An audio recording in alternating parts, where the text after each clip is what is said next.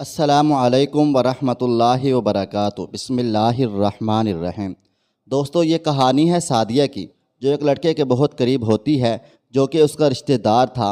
वो रोज़ कॉलेज उसके साथ जाती और फिर इतना ही नहीं, वो होटलों में भी मिलने लगे थे। जब इस बात का सबको पता चला तो उस लड़के के घर वाले ने उसकी मंगनी उसके कज़न से कर देते हैं। ये बात सादिया को बहुत बुरी लगती है। फिर वो अपनी चाल चलती है और बताती है कैसे उसके मंगेतर ने उसकी इज़्ज़त को तार तार किया और क्या कुछ हुआ। क्या सादिया की शादी हो पाएगी? क्या होगा इस कहानी का अंजाम? ये देखने के लिए इस वीडियो को आखिर तक लाजमी देखिएगा। तो शुरू करते हैं आज की कहानी। ज़िंदगी में हालात को बदलते देर नहीं लगती, लेकिन जब अपने यूं धोखा दें तो हर शय से जी उचाट हो जाता है। रिश्तों की सच्चाई जहां ज़िंदगी को रंगीन बना देती है, वैसे ही आपस की गलतफहमियां रिश्तों में जहर घोल देती हैं। इन दिनों मेरी खालाजाद बहन सादिया के हालात ठीक न थे, तभी वो मेरी बाजी के बच्चों को ट्यूशन पढ़ाने हमारे घर आया करती थी। जिस कॉलेज में सादिया पढ़ती थी उसके करीब ही एक और कॉलेज था जहां मैं पढ़ने जाया करती थी। हम दोनों भी कॉलेज के रास्ते में मिल जाते तो साथ ही घर आ जाते।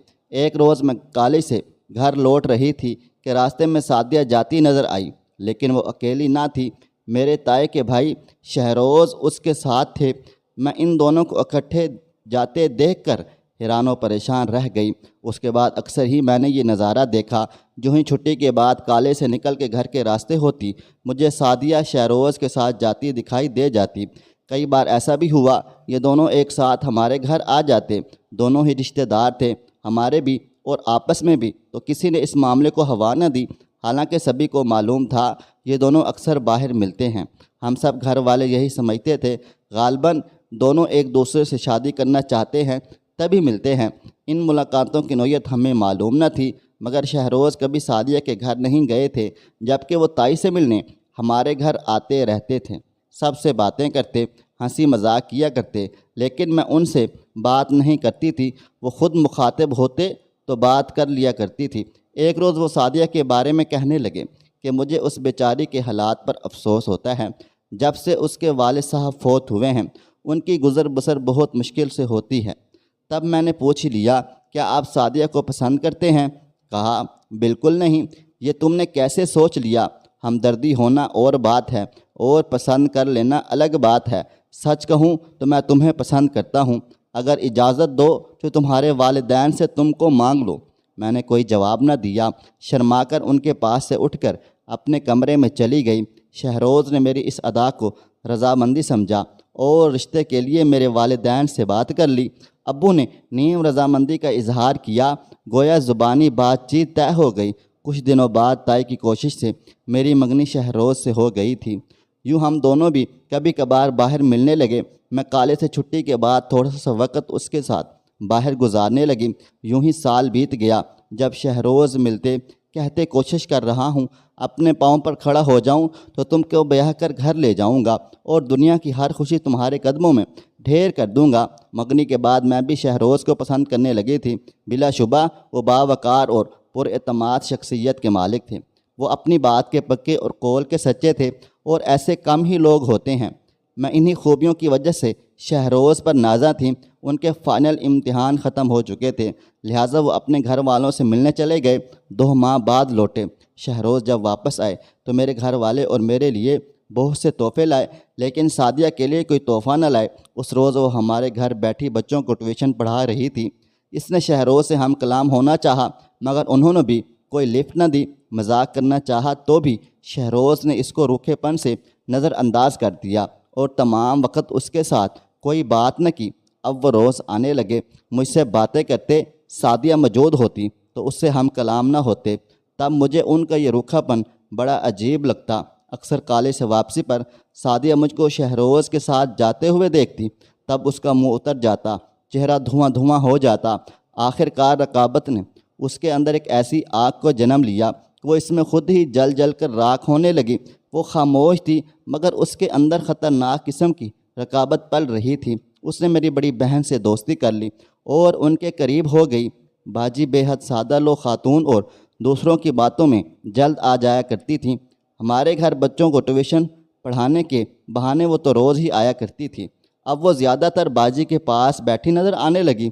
बताते चलूँ कि میرے والد اور باجی کے سسر آپس میں سگے بھائی تھے، یوں ان کا گھر ہمارے گھر کے ساتھ ہی تھا۔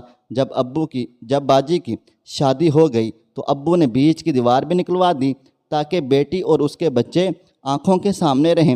جب دیر تک سعدیہ باجی سے باتیں کرتی دیکھتی تو میری سمجھ میں نہ آتا وہ ان سے کون سے ایسے حال احوال کرتی ہے کہ ان کی باتیں ختم ہی نہیں ہوتیں۔ سعدیہ دراصل میری اور شہروز کی منگنی سے اتنی زخم خوردہ ہو گئی تھی کہ وہ جھوٹی جھوٹی باتیں کر کے باجی کو شہروز کے خلاف کر رہی تھی۔ اس نے ان کو بتایا کہ شہروز عرصے تک اسے محبت کا جھانسا دیتا رہا، پھر اس کی عزت کو تار تار کر کے منہ پھیر لیا۔ اس نے میری بہن کو یہ بھی بتا دیا میں کالج سے چھٹی کے بعد اپنے منگیتر سے ملتی ہوں۔ خیر یہ بات تو صحیح، لیکن پہلی والی بات صحیح نہ تھی، بلکہ اس نے شہروز پر سراسر بہتان لگا دیا تھا۔ یہ بات مجھے بعد میں شہروز نے بتائی۔ رفتہ رفتہ شہروز سے بزن ہونے لگی، وہ اسے غلط آدمی سمجھنے لگی اور سعدیہ کی باتوں پر یقین کر کے اس کو مظلوم اور شہروز کو ظالم سمجھ بیٹھی۔ وہ اب مجھے اپنے منگیتر سے ملنے سے منع کرتی، میں نے تبھی شہروز سے ملنا کم کر دیا۔ خیر یہ بات تو ٹھیک تھی، لیکن میری بہن اصرار کرتی تھی کہ تم شہروز سے بالکل ہٹ جاؤ، اس سے نہ ملو، بات بھی نہ کرو، وہ بات کرے تو بے رخی اختیار کر لو۔ جہاں تک رہ گئی شادی کی بات تو اگر ہونا ہوگی تو ہو جائے گی۔ دراصل باجی شہروز کو ایک برا انسان سمجھ کر میرا رشتہ اس سے ختم کرانے کا سوچ رہی تھی، تاہم کھلا مخالفت طے کی وجہ سے نہیں کر پا رہی تھی، کیونکہ وہ ان کی ساس تھیں۔ باجی اندر ہی اندر میرا سر کھاتی کہ شہروز سے نہ ملو، ورنہ میں ابو سے کہہ کے تم کو کالج سے نکلوا دوں گی، اور تعلیم تو میں بس کسی طور پر چھوڑنا نہ چاہتی تھی، لہٰذا مجبوراً میں نے شہروز سے ملنا اور بات کرنا بالکل ترک کر دیا، کیونکہ سعدیہ سائے کی طرح ہم دونوں کے پیچھے لگی تھی۔ یہ میری اور شہروز کی خواہش تھی کہ میں خوب پڑھوں۔ اب میں نے شہروز سے روکھا رویہ اختیار کر لیا، کیونکہ یہ میرا فائنل ایئر تھا۔ سمجھی میں کوئی اڑچن نہ چاہتی تھی کہ سعدیہ کی سازش کا شکار ہو کر امتحان دینے سے رہ جاؤں۔ شہروز کو ان سب باتوں کا کچھ علم نہ تھا، تبھی وہ کافی پریشان رہنے لگے تھے۔ باجی نے امی کو سعدیہ کی کئی باتیں بتائیں تو وہ بھی شہروز سے بدظن ہو گئیں۔ ان کا خیال تھا پہلے اچھی طرح اس کے اور سعدیہ کے گزرے مراسم کے بارے میں چھان بین کر لی جائے، پھر منگنی کو پکا سمجھا جائے۔ امی نے مجھ سے کہا شہروز نے ماضی میں سعدیہ سے چکر چلایا تھا، بہتر ہوگا تم سے شادی سے انکار کر دو، ہم تمہاری تائی کے سامنے برے نہ بنیں، ورنہ ان تعلقات سے خراب ہو جائیں گے۔ یہ بات میں نے شہروز سے کہی، وہ بہت پریشان ہو گیا۔ باجی نے بھی کئی بار مجھ سے یہی بات کی، لیکن میں چپ رہی، انکار کیا نہ اقرار کیا۔ میں ابو کی جانب دیکھ رہی تھی، کیونکہ عورتوں نے باتیں ان کے کانوں میں بھی پہنچا دی تھیں، لیکن وہ تحمل سے کام لے رہے تھے۔ کہا کہ ممکن ہے سعدیہ شہروز پر الزام لگا رہی ہو، ان کو ایسا ہی لگ رہا تھا۔ وہ ایک جہاں دیدہ آدمی تھے، جلد بازی میں منگنی توڑنے کا اعلان کر کے بھائی بھابھی کو ناراض نہیں کرنا چاہتے تھے۔ گھر کا ماحول ایسا ہو گیا کہ مجھے خوف آنے لگا کہیں امی یا باجی شہروز کی بے عزتی نہ کر دیں۔ ایک روز جب وہ ہمارے گھر آئے تو میں نے موقع پا کر ان سے کہا آپ یہاں مت آیا کریں۔ کہنے لگے باہر نہیں ملتی ہو، گھر اس لیے آتا ہوں کہ یہاں تم سے مل لوں، تم سے بات کر لوں۔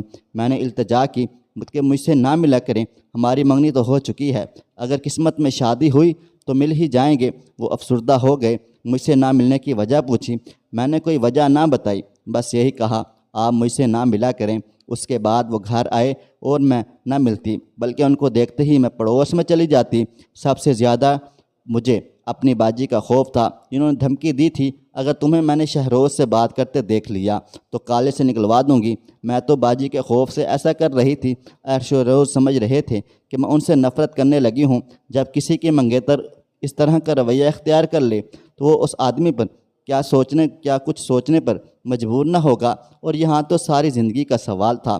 شہروز مجھ سے صرف ایک بار بات کرنے اور غلط فہمی دور کرنے کی خالد کالج کے تمام رستے میرے پیچھے آئے، لیکن میں نے بات نہ کرتی۔ شاید میں بھی ان کو سعدیہ کا پرانا عاشق، پھر اس کا گناہ گار اور مجرم سمجھ رہی تھی۔ میرے دل میں بھی اس شک کی بنا پر دراڑ آ گئی تھی۔ وہ میری خالہ زاد بہن کی عزت کے قاتل ہیں۔ ان سے بات نہ کرنے کا ایک مقصد یہ بھی تھا کہ وہ میری اس حرکت سے تنگ آ کر خود ہی مجھ سے ملنے نہ آئیں گے۔ میں سکون سے سالانہ امتحان دے لوں گی اور بعد میں جو قسمت میں ہوگا دیکھی جائے گی۔ بے قرار شہروز کو مگر کب چین تھا۔ ایک روز کالج سے نکلتے ہوئے انہیں رستے میں مجھے گھیر لیا، کہا ایک بار میری بات سن لو، چاہے عمر بھر پھر بات نہ کرنا۔ تبھی میں ٹھہر گئی، اس وجہ سے کہ کہیں لوگ ہماری طرف متوجہ نہ ہو جائیں۔ شہروز نے کہا، آج وجہ بتا دو، تم مجھ سے کیوں بے رخی برت رہی ہو؟ چاہے پھر منگنی توڑ لینا۔ میں نے ان سے سوال کیا، کیا آپ ماضی میں سعدیہ کو چاہتے تھے؟ بہن کی خوشیوں کو منتشر نہ کروں گی تاکہ آپ یہ تم کیا کہہ رہی ہو؟ کیا تم واقعی سمجھتی ہو میں نے تمہاری خالہ زاد کو دھوکہ دیا ہے؟ ہاں، ایسا ہی سمجھتی ہوں۔ آپ نے اس کی عزت خراب کی ہے تو اب آپ کو اسے ہی اپنانا ہوگا۔ میرے ذہن میں بس یہی الجھن ہے، اور یہی میرے گھر والوں کے ذہن بھی ہے۔ میرے گناہ کا کوئی ثبوت ہے؟ شہروز نے کہا، آپ کے گناہ کا کوئی ثبوت نہیں ہے، اس لیے تو سب خاموش ہیں۔ شہروز حیرت میں تھے، جیسے سکتہ ہو گیا ہو۔ تھوڑی دیر چپ رہے، پھر کہا کہ میری طبیعت ٹھیک نہیں ہے، جب تک دوا نہ لے لوں تم مجھے اس وقت تنہا چھوڑ کر مت جانا۔ اچھا ٹھیک ہے، آپ دوا لے لیں، میں یہیں ہوں۔ سامنے میڈیکل سٹور تھا، یہ ان کے بھائی کی دکان تھی۔ وہ جلدی سے جا کر دوا لے کر آ گئے، اور دکان سے نکلتے ہی ٹیکسی لے لی۔ ٹیکسی میں بیٹھ کر آئے، بولے، ٹیکسی میں بیٹھ جاؤ، میں دوا پی لوں، اس کے بعد جہاں تم کہو گی اتار دوں گی۔ وہ راستے میں کہتے رہے، کیا واقعہ تم مجھے برا سمجھتی ہو؟ کیا کبھی مجھ سے نہ ملو گی؟ کیا ہماری منگنی ٹوٹ جائے گی؟ اور میں کہتی رہی، ہاں ہاں، نہیں ملوں گی۔ مجھے معلوم نہ تھا میری اس ہاں ہاں سے ان کے دل پر کیا گزر رہی ہے اور اس کا کیا انجام ہونے والا ہے۔ ٹیکسی میرے گھر کی طرف جا رہی تھی۔ شہروز بولے، فصیحہ، میری طبیعت واقعہ خراب ہوتی جا رہی ہے، دوا جو لائے ہیں پی لیجئے، آپ ٹھیک ہو جائیں گے۔ آج کے بعد تم واقعی نہ ملو گی؟ آخری بار پوچھ رہا ہوں۔ نہیں ملوں گی، مجبوری ہے، میں نے جواب دیا۔ اچھا تو یہ ایک میری آخری خواہش ہے، اسے پوری کر دو، یہ دوا تم مجھے اپنے ہاتھوں سے پلا دو۔ میں نے کہا، ٹھیک ہے، اور ایک جگہ ٹیکسی روک کر میں نے اپنے ہاتھوں سے شہروز کو دوا پلا دی۔ وہ دوا اپنے کہ چند منٹ کے بعد ہی ان کا چہرے پہ عجیب سا ہونے لگ گیا۔ میں پریشان ہو گئی، ان کے منہ سے جھاگ آنا شروع ہو گیا۔ کیا انہوں نے غلط دوا لے لی تھی؟ میں رونے لگ گئی۔ شہروز، آپ کو کیا ہو گیا ہے؟ آپ ٹھیک ہو جائیں گے، میں یہ منگنی نہیں توڑوں گی۔ وہ بولے، آخری وعدہ کرو، جب کچھ دیر بعد میں اس دنیا میں نہ رہوں گا تم کسی کو یہ مت کہنا یہ دوائی مجھے آپ نے ہاتھوں سے پلائی تھی۔ یہ کہہ کر انہوں نے چلتی ٹیکسی سے دوا کی خالی شیشی سڑک پر پھینک دی، جو گرتے ہی ٹوٹ گئی تھی۔ ٹیکسی والا اچھا انسان تھا، اس نے میری مدد کی۔ کہا، بی بی، لگتا ہے انہوں نے خود اپنی زندگی کا خاتمہ کرنا چاہا ہے، دوا بھی خود لائے ہیں، بہتر ہے ان کو وقت ضائع کیے بغیر ہم فوراً ہسپتال پہنچا دیں، بروقت طبی امداد ملنے سے ان کی جان بچ جائے گی۔ میں نے بھی اس وقت کوئی دوسری بات نہ سوچی، کیونکہ میں ہر حال میں شہروز کو زندہ دیکھنا چاہتی تھی۔ ٹیکسی ڈرائیور کی مدد سے ان کو ایمرجنسی میں لے کر گئے، مگر بروقت طبی امداد ملنے کے باوجود ان کی جان نہ بچ سکی تھی۔ ان کی اپنی جذباتی غلطی سے جان تو گئی، لیکن انہوں نے یہ نہ سوچا کہ ان کے بعد ان کی قاتلہ کی حیثیت سے مجھے کتنے کشٹ سے گزرنا پڑے گا۔ ظاہر ہے ہسپتال میں تو ان کو میں ہی لے کر گئی تھی۔ میرے بیان کے ساتھ ٹیکسی والے کا بھی بیان لیا گیا۔ اس نے منو ان وہی بتایا جو ٹیکسی میں ہماری گفتگو سنی تھی۔ کورٹ کچہری کا مرحلہ تو الگ، میرے گھر والوں نے میرے ساتھ حقارت کا برتاؤ کر دیا۔ اب تو سعدیہ بھی بہت پشیمان تھی کہ اس نے ناحق شہروز کی جان لی۔ اس کا ارادہ تو صرف شہروز اور مجھ سے جدائی ڈلوانا تھا، جان لینے کا تو اس کا بھی ارادہ نہ تھا۔ اس نے باجی کو رو رو کر اصل بات بتا دی کہ وہ غربت سے پریشان تھی، اور شہروز نے اسے منہ بولی بہن بنایا ہوا تھا، کیونکہ دونوں ایک ہی محلے میں رہتے تھے۔ شہروز اور اس کے گھر والے سعدیہ کے خراب مالی حالات سے بخوبی واقف تھے، تبھی وہاں کی مدد کرتے رہتے تھے، لیکن بتاتے کسی کو نہ تھے، یعنی اپنی نیکی کا ڈھنڈورا نہیں پیٹتے تھے۔ جب شہروز نے مجھے پسند کر لیا تو سعدیہ کے دل میں رقابت کا جذبہ پیدا ہو گیا۔ وہ اس سے شادی کی خواہاں ہو گئی۔ اس نے شہروز سے اپنی اس خواہش کا اظہار کیا تو ان کو اس لڑکی کی یہ بات پسند نہ آئی، اور انہوں نے اس کو ڈھٹائی سے جواب دیا۔ تب وہ بھی ان کی خوشیوں کی دشمن بن گئی تھی۔ ہسپتال سے ہی کیس پولیس کی تحویل میں چلا گیا۔ ٹیکسی ڈرائیور کی گواہی سے بھی میری جان نہ چھوٹی۔ یہ تو بھلا ہو پاکستان کی کرنسی کا جو پولیس والوں کو کتنی بھلی لگتی ہے، اصل قاتل بھی چھوٹ جاتے ہیں۔ میں نے تو پھر بھی قتل نہ کیا تھا۔ بہرحال کرنسی نے کام کر دکھایا، اور بات بڑھنے سے قبل ہی پولیس اسٹیشن میں ختم ہو گئی تھی۔ کرنسی نے مجھے سزا اور رسوائی سے تو بچا لیا، لیکن آج 50 برس گزرنے کے بعد بھی یوں لگتا ہے جیسے میں اپنے ضمیر کی جیل میں قید، پیشمانی کی سلاخوں کے پیچھے قید کی سزا بھگت رہی ہوں۔ اے کاش میں نے اس کو یہ نہ کہا ہوتا میں تم سے نہ ملوں گی۔ اس کی ایک جملے کی وجہ سے کیا بتاؤں کہ اب میرا بھی دل ویران ہے۔ شہروز نے یہ جملہ کہنے کی مجھے کتنی بڑی سزا دی ہے۔ عمر ہی اب مجھے عمر قید لگتی ہے۔ میں نے ابھی تک شادی نہیں کی جبکہ 67 سال عمر ہونے کو آئی ہے۔ شادی کی عمر تو نکل چکی لیکن میں آج بھی اس غم سے نہیں نکل سکی جو غم اپنے جذبات کے ہاتھوں خود کو قتل کر کے شہروز میرے دل کے دامن میں ڈال گیا ہے۔ اب تک یہ سوچتی ہوں میں ایک محبت کرنے والے دل کو کرچی کرچی کر کے اس کے قتل کا سبب بن گئی۔ اگر یوں ڈر کر اپنی بہن کی بات نہ مانی ہوتی اور پہلے دن ہی ابا جی سے بات کر لیتی تو آج شہروز اور میں ایک ساتھ ہوتے، پر صادق کے جلے دل نے میری زندگی کو اجاڑ ہی دیا، پر شہروز کے حرام موت مرنے پر بھی مجبور کر دیا۔ دوستو، سچ میں کسی پر بہتان لگانا بہت بڑا گناہ ہے۔ آپ اندازہ نہیں کہ آپ کی ایسی غلطی کس کی جان بھی لے سکتی ہے، لیکن دوسری جانب شہروز نے بھی غلط کیا جان دے کر، کیونکہ بہتر تھا وہ دلائل کے ساتھ خود کو سچا ثابت کرتا۔ آخر ایک دن حقیقت سامنے آ ہی جاتی، لیکن جلد بازی میں غلط فیصلہ کر لیا جو کہ ایسا نہیں کرنا چاہیے تھا۔